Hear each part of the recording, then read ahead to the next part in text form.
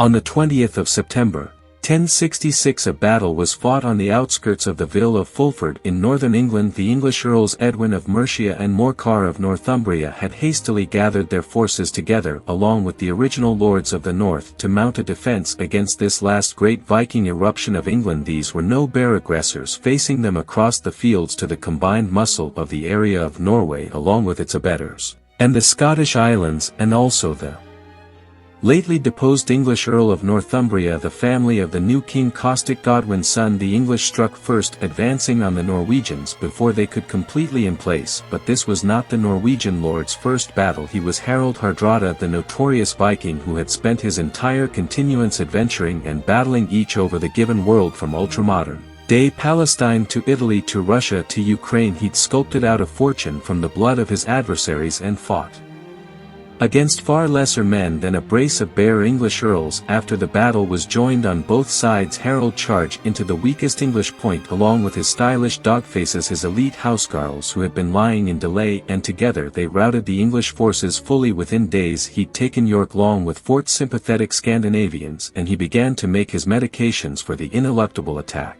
which would soon come from the English king in London. Only 2 decades before, England had been ruled by Canute himself for Scandinavia, and Harald likely wanted to restore the great Northern Ocean conglomerate which Canute had ruled over, which comported of Norway, Denmark and England. Harald was a Fround, a legionnaire minstrel who recorded his own deeds for offspring. He was an adventurer, the atypical Viking, and one of the last of a dying strain. Harald had been born long before the events of 1066. In Ring, Greek Norway in 1015. He was the youthful half-family of King Olaf Haraldsson, who in turn could trace his lineage back to Harald Fairhair, the first king of Norway. Harald was by no means guaranteed any kind of leadership. In typical Viking fashion, he tended to act precipitously and rebelliously. In his youth he was ambitious, as opposed to his 2 aged sisters who were more predicated and substantially concerned with keeping what they formerly had. Following the rebellion in 1028, King Olaf was deposed, forced into exile by a popular insurrection in support of Canute of England. 2 times he raided the bank until he returned to Norway in 1030 with a massive army. What happened next is unclear, as Olaf may have simply failed or been assassinated, but after he was sainted latterly historians claim that he failed in a great last stage which was fought at Stikler's Pater on the 29th of July. 1030. Harald, just 15 times old at the time, is said to have amassed a force of 600 men to support his half-family in his fight to reclaim the throne. In the preceding Holocaust, Olaf was killed, and Harald, not poorly wounded, is said to have been vacated by his followers to a remote ranch in eastern Norway where he recovered from his injuries. From there he traveled east to find his fortune across the mountains into Sweden, eventually arriving a time latterly in the Scandinavian Slavic kingdom of the Kiev and Rus in the ultramodern day Ukraine. The area of the Rus had been established well over a century before by Scandinavian explorers and soldiers who had sculpted themselves out one of the largest and most important countries in Europe, and over time intermingled kindly with the original Slavic population to produce a truly unique culture. Grand Prince Yaroslav, the woman whose Swedish woman Inga Gard was a distant relation of Harald's and who had also been an supporter of his late family Olaf, ate him and his men with open arms. Yaroslav was in need of military leaders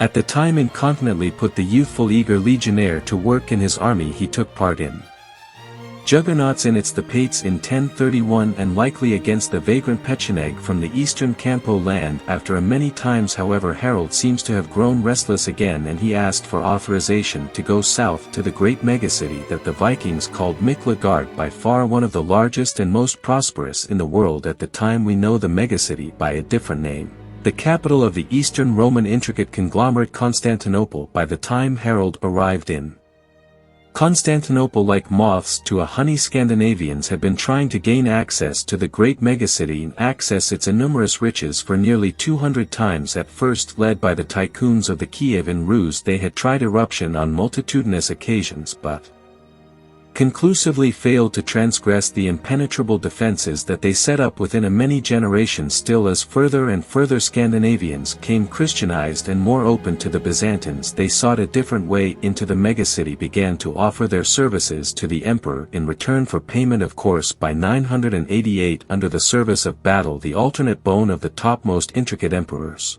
A nobility skeleton of Nordic soldiers who pledged their constancy, and over the coming 300 times they would serve as the most elite force within the intricate army. They were known as the Varangian Guard. Haralds joined a long line of Scandinavians who had been entering the service of emperors for generations, and according to the sagas he snappily became a high-ranking commander of great celebrity. In reality this is rather doubtful, as at the time Harald was still a minor gentleman from Norway who was yet to make a name for himself. Nonetheless, over his decade-long service to the Byzantines he did really rise in status over time to become a great leader in guard in his first time of service as the Byzantines pushed the Arabs back out of Asia Minor. Harald campaigned as far as the Euphrates in ultramodern day Syria, where according to laterally chronicles he shared in the prisoner of 80 Arab fortresses. He again fought against the vagrant Pecheneg as well as the important Bulgar state to the north of the conglomerate, as well as seeing substantial combat in Sicily and southern Italy, fighting against both the Arabs and latterly the Normans led by William Iron Arm. He indeed probably traveled to Jerusalem, although chroniclers debate whether this was on a politic charge or on a military crusade. During his decades serving the empire, Harald survived several expropriations of power. The sagas note that away from the significant pillages of battle he acquired on 3 separate occasions, he shared in palace ransack, a term which implies either the plundering of the palace storeroom on the death of the emperor, or maybe the descent of finances to the Varangians by the new emperor in order to ensure their fidelity. Harald clearly amassed a huge fortune during his time with the Guard, much of which he'd packed back to his supporter Yaroslav in Kiev for keeping. During the last civil conflict the Guard's commitment were resolved down the middle. Harald was fortunate enough to join the winning side, supported the eventually successful revolutionists. The Emperor Michael V was dazed and overthrown, as was intricate custom. If some source is saying that Harald did the bedazzling himself when the new empress Zoe refused to let Herod leave her service, he took 2 boats and escaped north into the Black Sea, losing one of the vessels to the Great Iron Change, crossed the harbor in the process. Harald, now an educated legionnaire and a man of 30, was going home. He'd win himself a area or he'd die in the process. He arrived back in Scandinavia around 1046, which in his absence had come the sphere of the King Magnus the Good, an illegitimate son of Ola who had succeeded Canute with the help of the Norwegian patricians. Over the coming many months Harald, now with an army and important support, managed to win common leadership of Norway without fighting a single battle. Under this politic concession the 2 lords were concertedly rule Norway, although Magnus kept control of Denmark.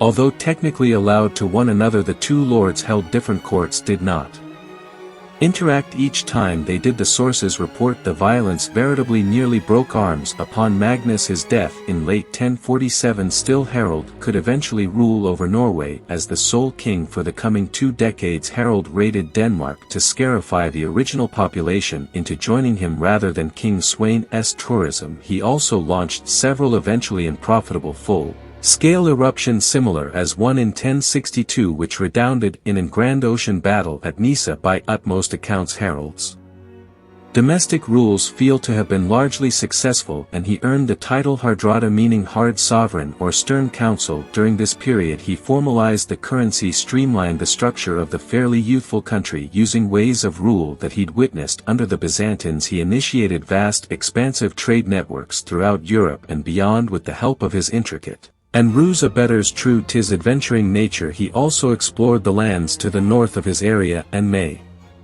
have indeed sought out the mysterious realm of inland ultramodern-day North America, which had been discovered a generation before he did record discovering an enduring frosted land to the north, which may have either means Svalbard or the Novaya Zemlya archipelago of ultramodern-day Russia. For 1066, after the death of the last eligible descendant to the House of Wessex, Edward the Confessor, Harald sought to take England for himself and reform the Northern Ocean conglomerate which Canute Advendio, the new English King Harald, Godwin's son and influential noble whose family have grown strong branch. Canute was an illegitimate choice in Harold's eyes. When the lord's family Tostig was expatriated and lost his earldom of Northumbria in 1065, he sought vengeance. Arriving in Harold's court not long latterly, where together they minced an enterprising plan to seize the throne of England. After expansive medications they landed on the seacoast of England September 1066 with around 10 to 15,000 men and a line of some 300 vessels. They